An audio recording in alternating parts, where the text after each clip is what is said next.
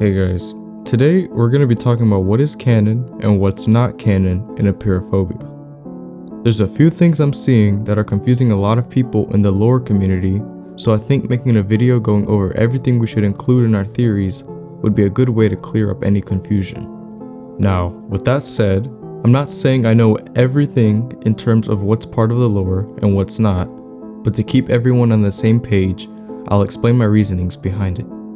I'll talk about things such as the beginning cutscene or any sort of outside information. For starters, let's talk about the Backrooms Wiki. I've seen a lot of people mixing up the Backrooms Wiki lore with the Apeirophobia lore, which can lead to a lot of confusion. So I'm here to say, everything you know about the Backrooms Wiki lore, throw it all out because it has nothing to do with the game.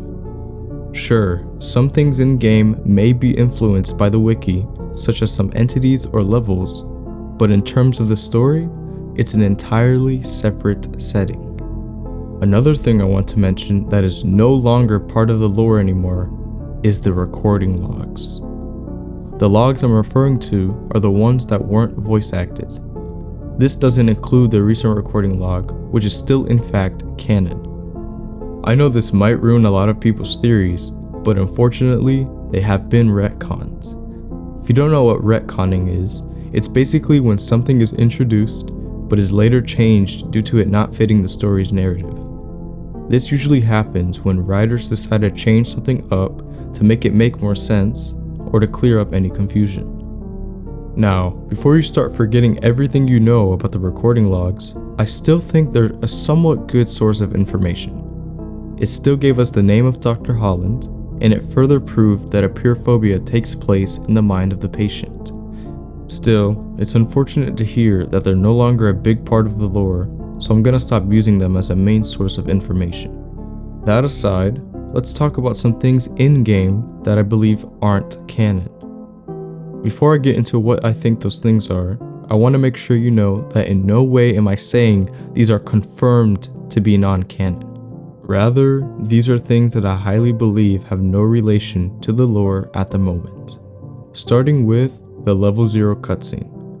As you probably know, the Level 0 cutscene is a recreation of the first scene in Kane Pixel's found footage video.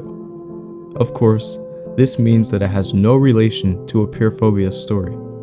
It also doesn't line up with what we know about the patient's car accident.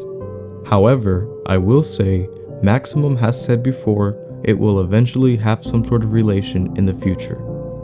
But for now, we can disregard it. Another thing I want to mention is the paintings in level 12. They can be found scattered around and are required to complete this level's objective.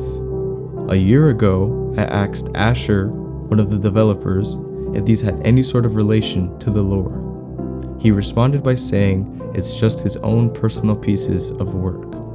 Something also related to one of the developers that we know is confirmed not to be part of the lore is Party Clam.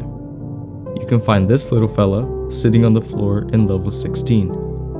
I know a lot of people at first, including me, thought he had some sort of importance to the story since we see him drawing or erasing an arrow on the floor. Of course, this is just a reference to one of the developers that work on the game, who goes by the name Clam. He's the main programmer of Apeirophobia. Party Clam is simply just an Easter egg, and him drawing an arrow on the floor is just a way to hint that Clam is the one behind the coding, hence the arrow. One last thing I want to mention is level 7 just got recently updated. Instead of the old newspaper we're used to seeing before, it's an entirely new one. I haven't seen many people talk about it yet, since this is something that was just recently added, so I thought I should bring it up. I'll be discussing and analyzing it in a future theory video that I'm cooking up, so stay tuned for that. With that all being said, what stuff should we include in our theories? I believe anything we see in game, apart from the beginning cutscene, is valid for any theories. Any sort of writing on the walls, items such as notes, the camera, etc. are also on the table for any theories. The recent recording log that came out is also a great source of information. Things that I believe aren't good sources of information are stuff that have been retconned, stuff that's been specifically taken from the wiki, or stuff that's unofficially posted. But anyways, that's all the information I have for today. Let me know what you think about it down below.